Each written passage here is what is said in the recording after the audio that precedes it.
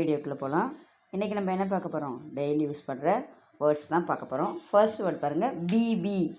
பிபின்னா என்ன அர்த்தம்? மனைவி, என்னோடய ஒய்ஃப் இவங்க அப்படின்னு யார்ட்டையாவது இன்ட்ரடியூஸ் பண்ணுறதுக்கு எப்படி சொல்கிறான்?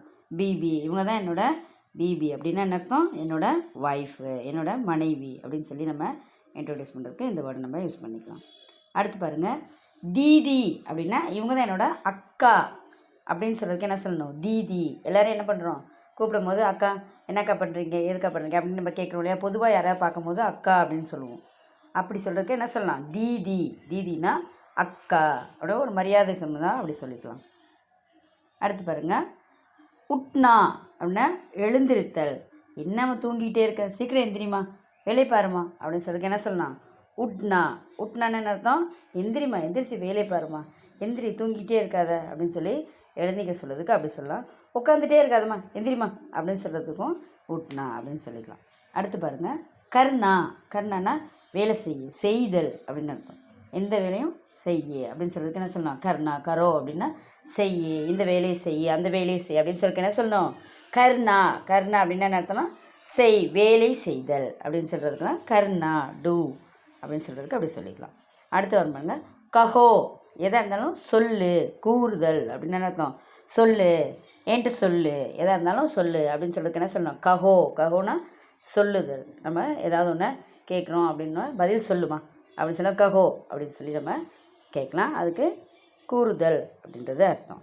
அடுத்த வேர்ட் பாருங்கள், உதர்னா.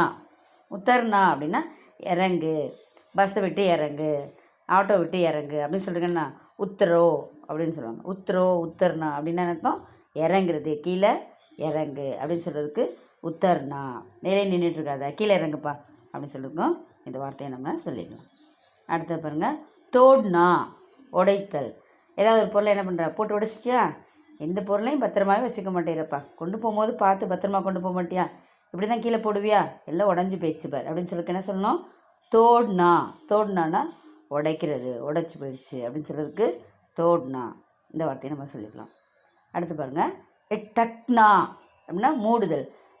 நான் பால் வரணும் மறைச்சிட்டு வந்துட்டேம்மா, அதை மூடாமே வச்சுட்டு வந்துட்டேம்மா, ஒரு தட்டு போட்டு மூடி வைமா அப்படின்னு சொல்லிட்டு என்ன சொல்லலாம்? டக்னா. டக்னானா மூடி வை. ஏதாவது ஒன்று மறந்துட்டு நம்ம திறந்து வச்சிட்டோம்னா அதை மூடி வை, மூடுதல் அப்படின்னு சொல்லிட்டு என்ன சொல்கிறோம்? டக்னா. அந்த வார்த்தையை நம்ம யூஸ் பண்ணிக்கலாம்.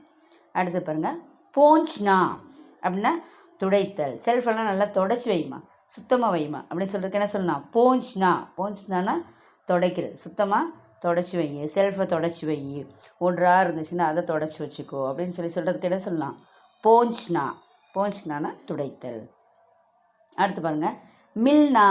மில்னானா அடுத்தவங்கள சந்திக்கிறது. நான் இன்றைக்கி என்னோடய மேனேஜரை போய் பார்க்க போகிறேன், என்னோடய ஃப்ரெண்டை போய் பார்க்க போகிறேன் அப்படின்னு சொல்லிட்டு என்ன சொல்லலாம்?